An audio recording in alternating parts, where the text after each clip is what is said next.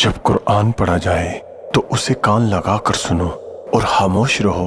ताकि तुम पर रहम किया जाए। उतल मा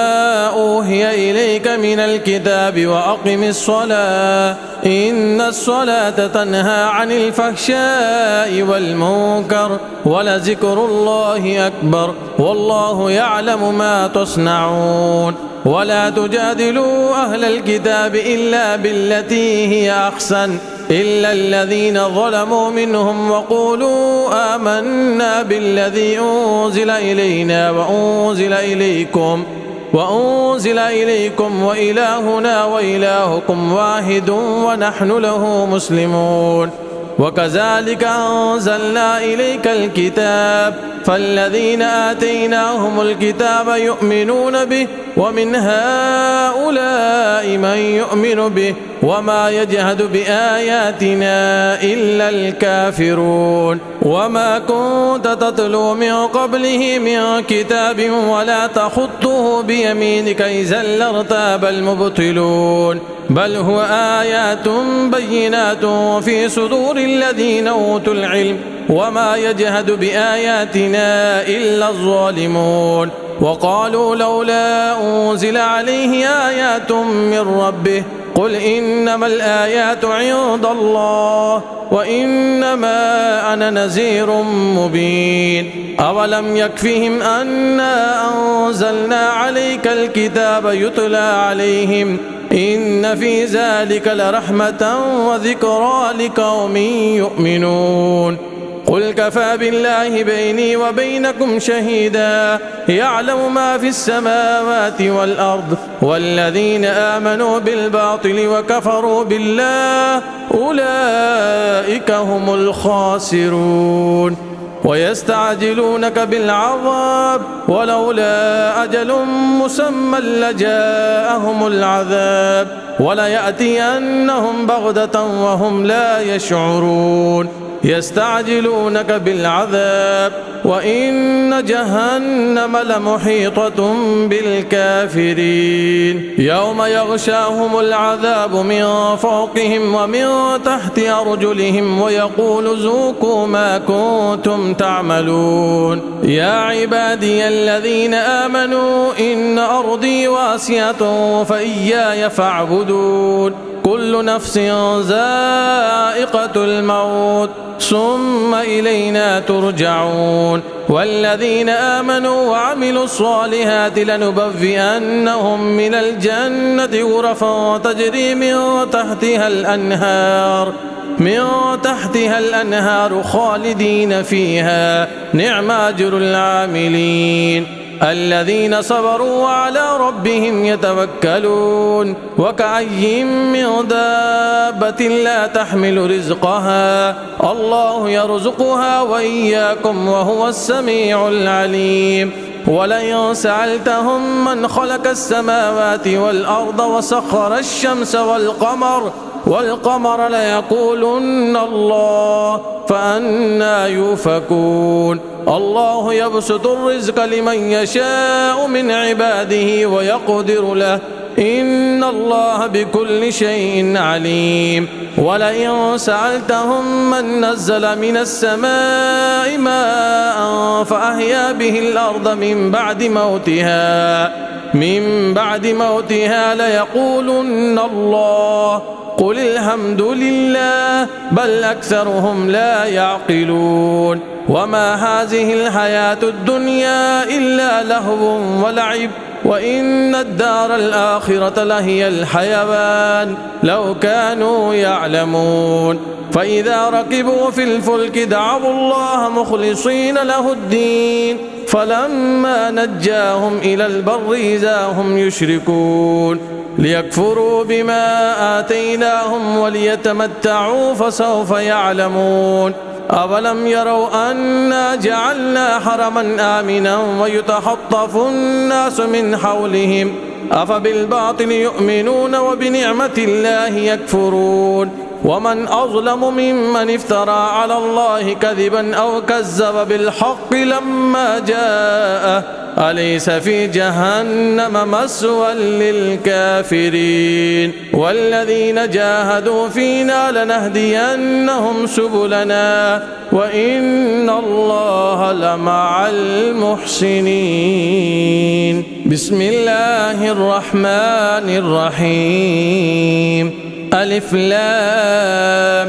ميم. غلبت الروم في أدنى الأرض وهم من بعد غلبهم سيغلبون في بضع سنين لله الأمر من قبل ومن بعد ويومئذ يفرح المؤمنون بنصر الله ينصر من يشاء وهو العزيز الرحيم. وعد الله لا يخلف الله وعده ولكن أكثر الناس لا يعلمون يعلمون ظاهرا من الحياة الدنيا وهم عن الآخرة هم غافلون. أولم يتفكروا في أنفسهم ما خلق الله السماوات والأرض وما بينهما إلا بالحق وأجل مسمى وإن كثيرا من الناس بلقاء ربهم لكافرون. أولم يسيروا في الأرض فينظروا كيف كان عاقبة الذين من قبلهم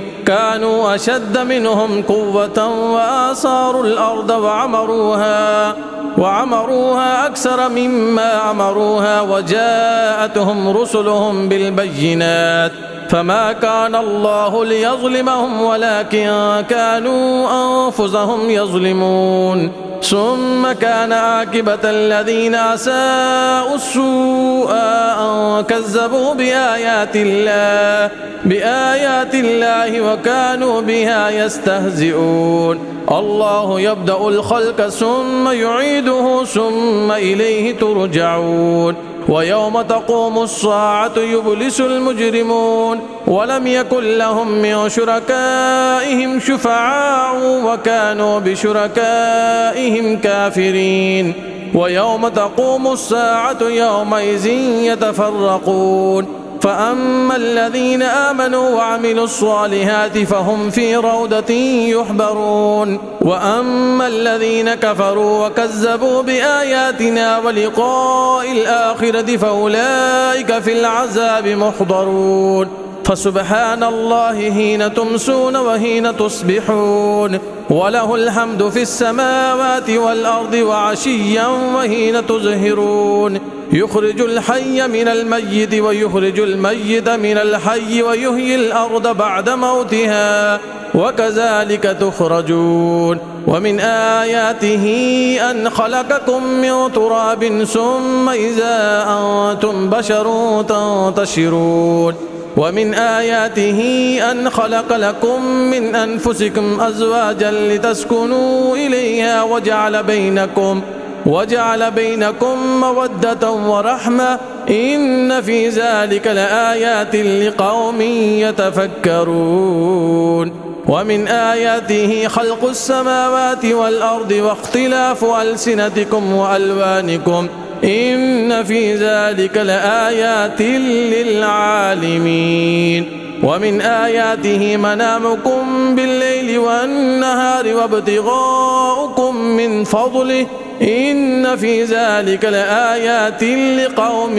يسمعون. ومن آياته يريكم البرق خوفا وطمعا وينزل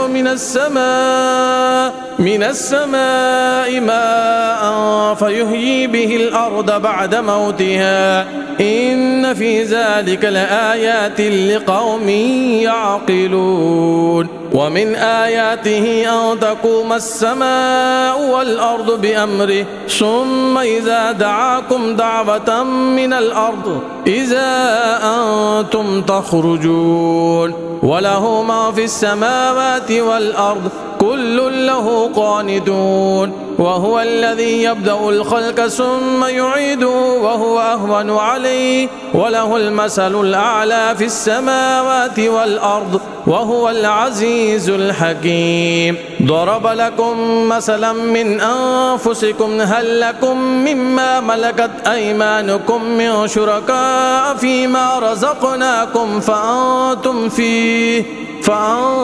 فيه سواء تخافونهم كخيفتكم أنفسكم كذلك نفصل الآيات لقوم يعقلون بل اتبع الذين ظلموا أهواءهم بغير علم فمن يهدي من أضل الله وما لهم من ناصرين فأقم وجهك للدين حنيفا فطرة الله التي فطر الناس عليها لا تبديل لخلق الله ذلك الدين القيم ولكن أكثر الناس لا يعلمون منيبين إليه واتقوه وأقيموا الصلاة ولا تكونوا من المشركين من الذين فرقوا دينهم وقالوا شيعا كل حزب بما لديهم فرحون وإذا مس الناس ضر دعوا ربهم منيبين إليه ثم إذا أذاقهم منه رحمة إذا فريق منهم بربهم يشركون ليكفروا بما آتيناهم فتمتعوا فسوف تعلمون أم أنزلنا عليهم سلطانا فهو يتكلم بما كانوا به يشركون وإذا أذقنا الناس رحمة فرحوا بها وإن تصبهم سيئة بما قدمت أيديهم إذا هم يقنطون أولم يروا أن الله يبسط الرزق لمن يشاء ويقدر إن في ذلك لآيات لقوم يؤمنون فآت ذا القربى حقه والمسكين وابن السبيل ذلك خير للذين يريدون وجه الله وأولئك هم المفلحون وما آتيتم من ربا ليربو في أموال الناس فلا يربو عند الله وما آتيتم من زكاة تريدون وجه الله فأولئك هم المضعفون الله الذي خلقكم ثم رزقكم ثم يميتكم ثم يحييكم هل من شركائكم من يفعل من ذلكم من شيء سبحانه وتعالى عما يشركون ظهر الفساد في البر والبحر بما كسبت أيدي الناس ليذيقهم بعد الذي عملوا لعلهم يرجعون قل سيروا في الأرض فانظروا كيف كان عاقبة الذين من قبل كان أكثرهم مشركين فأقم وجهك للدين القيم من قبل أن يأتي يوم لا مرد له من الله يومئذ يصدعون من كفر فعليه كفره ومن عمل صالحا فلأنفسهم يمهدون ليجزي الذين آمنوا وعملوا الصالحات من فضله إنه لا يحب الكافرين ومن آياته أن يرسل الرياح مبشرات وليذيقكم من رحمته ولتجري الفلك بأمره ولتبتغوا من فضله ولعلكم تشكرون ولقد أرسلنا من قبلك رسلا إلى قومهم فجاءوهم بالبينات فانتقمنا من الذين أجرموا وكان حقا علينا نصر المؤمنين الله الذي يرسل الرياح فتثير سحابا فيبسطه في السماء كيف يشاء ويجعله كسفا فترى الودق يخرج من خلاله فإذا أصاب به من يشاء من عباده إذا هم يستبشرون وإن كانوا من قبل أن ينزل عليهم من قبله لمبلسين فانظر إلى آثار رحمة الله كيف يحيي الأرض بعد موتها إن ذلك لمحيي الموتى وهو على كل شيء قدير ولئن أرسلنا ريحا فرأوه مصفرا لظلوا من بعده يكفرون فإنك لا تسمع الموتى ولا تسمع الصم الدعاء إذا ولوا مدبرين وما أنت بهاد العمي عن ضلالتهم إن تسمع إلا من يؤمن بآياتنا فهم مسلمون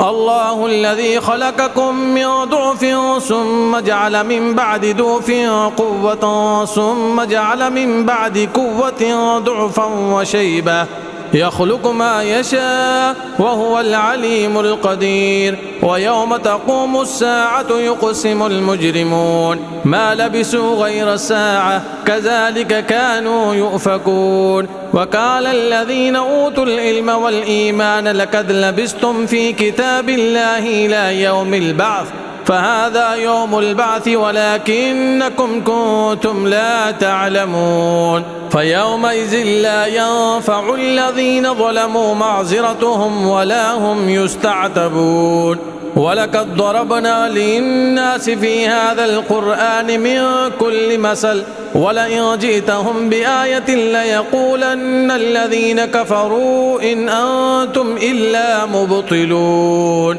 كذلك يطبع الله على قلوب الذين لا يعلمون فاصبر إن وعد الله حق ولا يستخفنك الذين لا يوقنون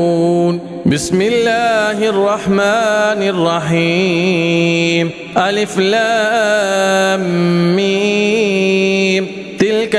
آيات الكتاب الحكيم هدى ورحمة للمحسنين الذين يقيمون الصلاة ويؤتون الزكاة وهم بالآخرة هم يوقنون أولئك على هدى من ربهم وأولئك هم المفلحون ومن الناس من يشتري لهو الحديث ليضل عن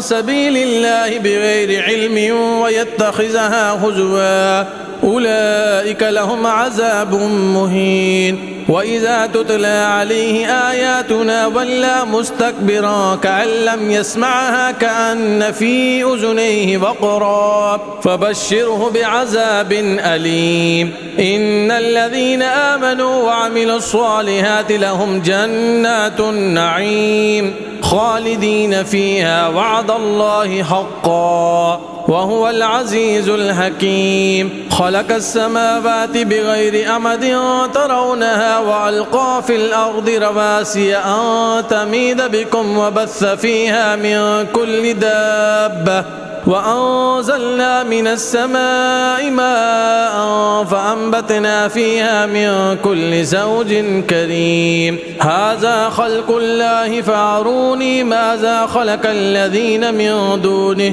بل الظالمون في ضلال مبين ولقد آتينا لقمان الحكمة أن اشكر لله ومن يشكر فإنما يشكر لنفسه ومن كفر فإن الله غني حميد وإذ قال لقمان لابنه وهو يعظه يا بني لا تشرك بالله إن الشرك لظلم عظيم ووصينا الإنسان بوالديه حملته أمه وهنا على وهن وفصاله في عامين أن اشكر لي ولوالديك إلي المصير وإن جاهداك على أن تشرك بما ليس لك به علم فلا تطعهما وصاحبهما في الدنيا معروفا واتبع سبيل من أناب إلي ثم إلي مرجعكم فأنبئكم بما كنتم تعملون يا بني إنها إن تك مثقال حبة من خردل فتكون في صخرة فتكون في صخرة أو في السماوات أو في الأرض يأت بها الله إن الله لطيف خبير يا بني أقم الصلاة وأمر بالمعروف وانه عن المنكر واصبر على ما أصابك إن ذلك من عزم الأمور ولا تسعر خدك للناس ولا تمش في الأرض مرحا إن الله لا يحب كل مختال فخور واقصد في مشيك واغضض من صوتك إن أنكر الأصوات لصوت الحمير ألم تروا أن الله سخر لكم ما في السماوات وما في الأرض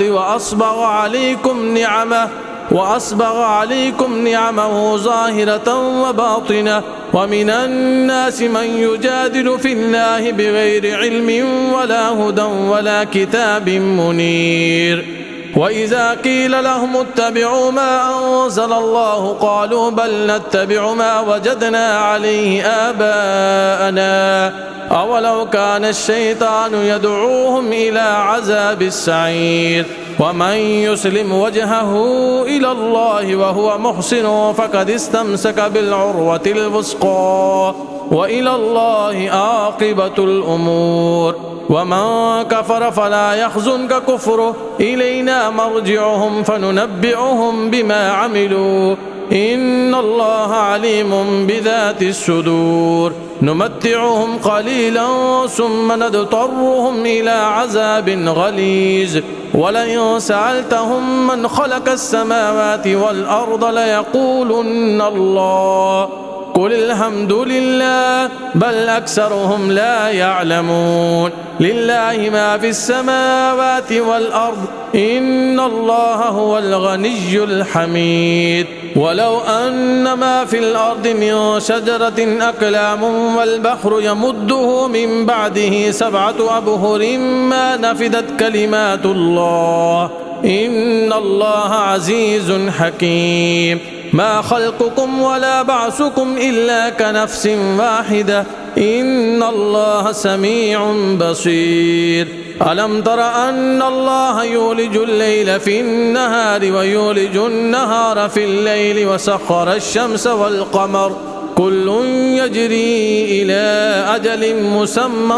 وأن الله بما تعملون خبير ذلك بأن الله هو الحق وأن ما يدعون من دونه الباطل وأن الله هو العلي الكبير ألم تر أن الفلك تجري في البحر بنعمة الله ليريكم من آياته إن في ذلك لآيات لكل صبار شكور وإذا غشيهم موج كالظلل دعوا الله مخلصين له الدين فلما نجاهم إلى البر فمنهم مقتصد وما يجهد بآياتنا إلا كل ختار كفور يا أيها الناس اتقوا ربكم واخشوا يوما لا يجزي والد عن ولده ولا مولود هو جاز عن والده شيئا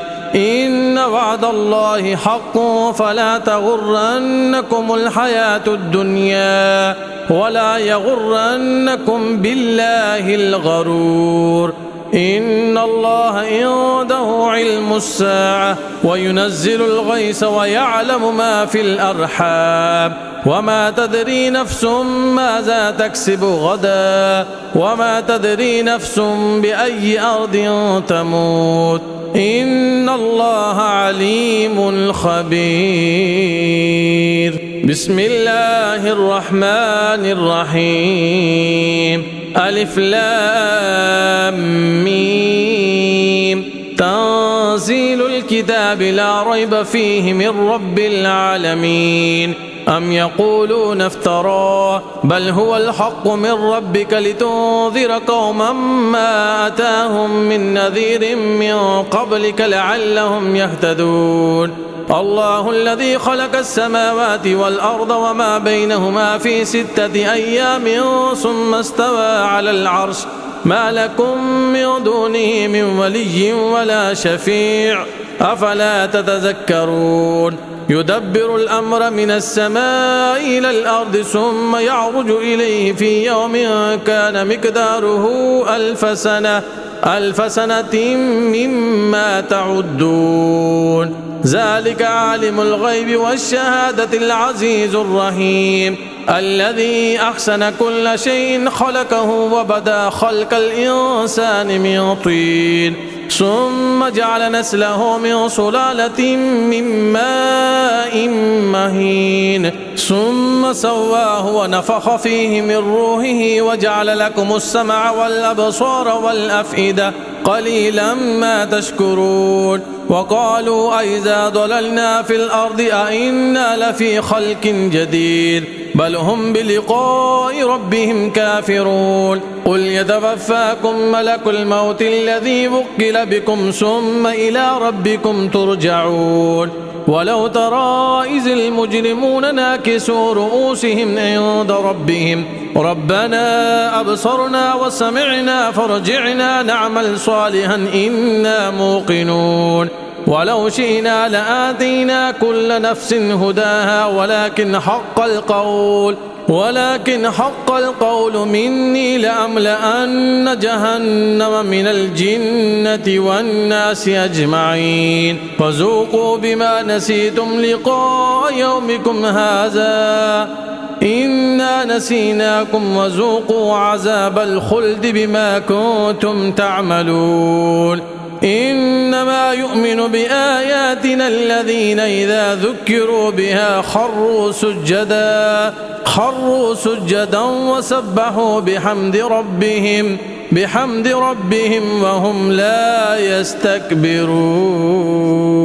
تتجافى جنوبهم عن المداجي يدعون ربهم خوفا وطمعا ومما رزقناهم ينفقون فلا تعلم نفس ما أخفي لهم من قرة أعين جزاء بما كانوا يعملون أفمن كان مؤمنا كمن كان فاسقا لا يستوون أما الذين آمنوا وعملوا الصالحات فلهم جنات المأوى نزلا بما كانوا يعملون وأما الذين فسقوا فمأواهم النار كلما أرادوا أن يخرجوا منها أعيدوا فيها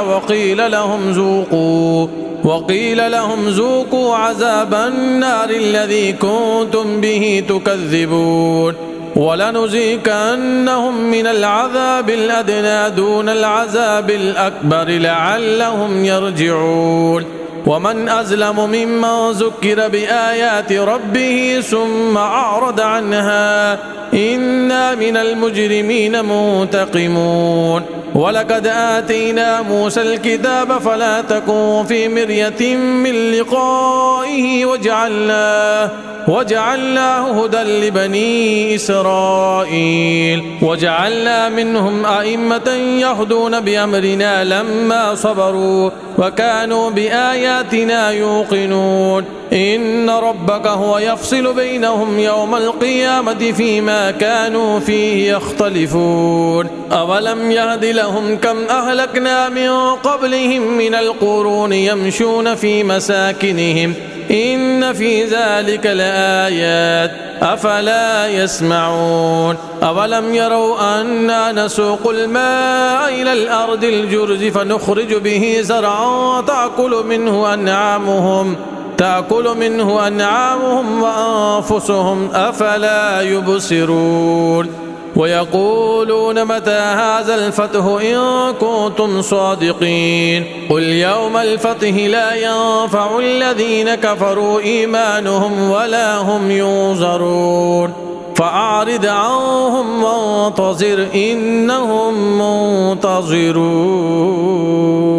بسم الله الرحمن الرحيم يا أيها النبي اتق الله ولا تطع الكافرين والمنافقين إن الله كان عليما حكيما واتبع ما يوحى إليك من ربك إن الله كان بما تعملون خبيرا وتوكل على الله وكفى بالله وكيلا ما جعل الله لرجل من قلبين في جوفه وما جعل أزواجكم اللائي تظاهرون منهن أمهاتكم وما جعل أدعياءكم أبناءكم ذلكم قولكم بأفواهكم والله يقول الحق وهو يهدي السبيل ادعوهم لآبائهم هو أقسط عند الله فإن لم تعلموا آباءهم فإخوانكم في الدين ومواليكم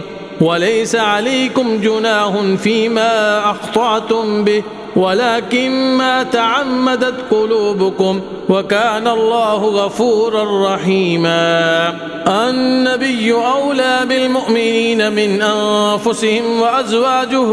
أمهاتهم وأولو الأرحام بعضهم أولى ببعض في كتاب الله من المؤمنين والمهاجرين إلا أن تفعلوا إلى أوليائكم معروفا كان ذلك في الكتاب مسطورا وإذ أخذنا من النبيين ميثاقهم ومنك ومن نوح وإبراهيم وموسى وعيسى ابن مريم وأخذنا منهم ميثاقا غليظا ليسأل الصادقين عن صدقهم وأعد للكافرين عذابا أليما يا أيها الذين آمنوا اذكروا نعمة الله عليكم إذ جاءتكم جنود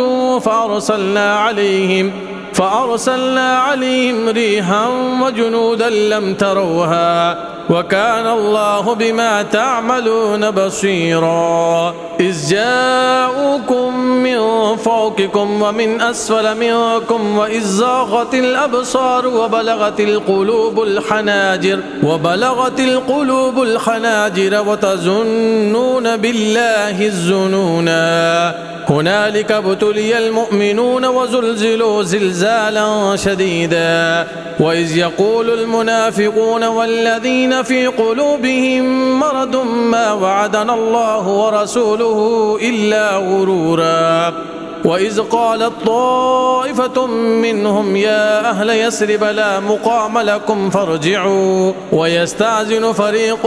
منهم النبي يقولون إن بيوتنا عورة وما هي بعورة إن يريدون إلا فرارا ولو دخلت عليهم من أقطارها ثم سئلوا الفتنة لآتوها وما تلبثوا بها إلا يسيرا ولقد كانوا عاهدوا الله من قبل لا يولون الأدبار وكان عهد الله مسؤولا قل لن ينفعكم الفرار إن فررتم من الموت أو القتل وإذا لا تمتعون إلا قليلا قل من ذا الذي يعصمكم من الله إن أراد بكم سوءا أو أراد بكم رحمة ولا يجدون لهم من دون الله وليا ولا نصيرا قد يعلم الله المعوقين منكم والقائلين لإخوانهم هلم إلينا ولا يأتون البأس إلا قليلا أشحة عليكم فإذا جاء الخوف رأيتهم ينظرون